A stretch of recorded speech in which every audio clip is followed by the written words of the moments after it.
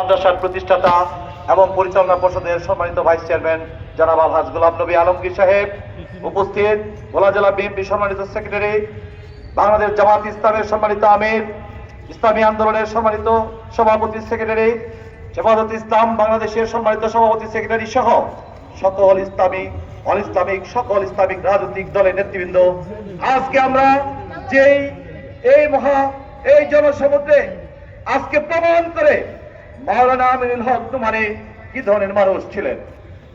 তাকে গতকালকে রাতে 9টায় যে নির্মম ভাবে, যে নিষ্ঠুর, যে বর্বরোচিত ভাবে হত্যা করা হয়েছে, তার যারা উপস্থিত হয়েছে তাদের শরীর শিউরে উঠেছে।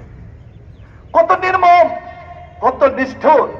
রাত 9:30টায় যখন তাকে হাসপাতালে নেওয়া হয়েছে, রাত 9:40 ডাক্তার তাকে মৃত ঘোষণা করেছে। এই হত্যাকাণ্ড একটি ষড়যন্ত্র, এটি কোনো বিচ্ছিন্ন ঘটনা নয়, এটি একটি সাজানো হত্যাকাণ্ড। আজকে ভোর এই ওলামায়ে কেরামদের জনপদ, এই শান্তির জনপদকে যারা অশান্ত করতে চাচ্ছে, আমরা প্রশাসনের কাছে গতকালকে 24 ঘন্টা আলটিমেটাম দিয়েছি।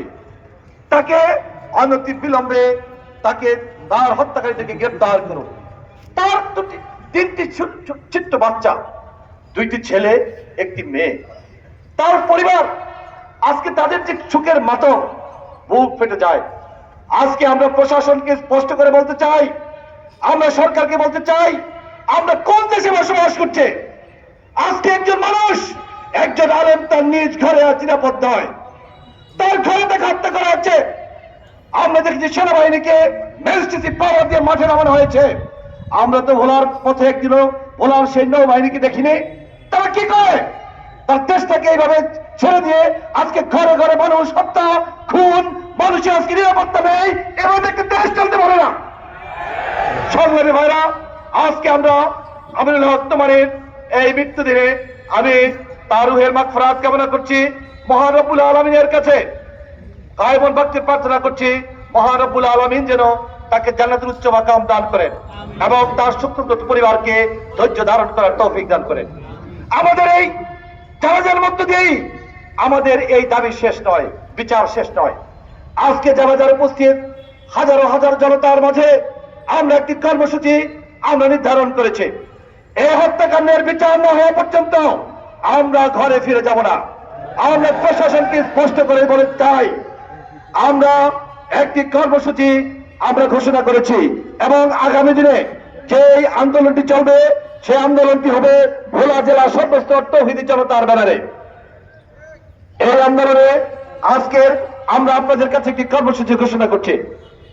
আগামীকাল 8 সেপ্টেম্বর 2025 রোজ সোমবার ভোলার সকল স্কুল, কলেজ, মাদ্রাসা বন্ধ থাকবে।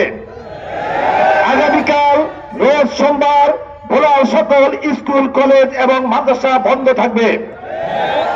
আগামীকাল সকাল 11টায় হাটকোলা মসজিদ চত্বরে এই হত্যার বিচার চেয়ে বিক্ষোভ সমাবেশ ও র্যালি এবং জেলা প্রশাসন বরাবর স্মারকলিপি পেশ করব। একটি শোক র্যালি আমরা করব।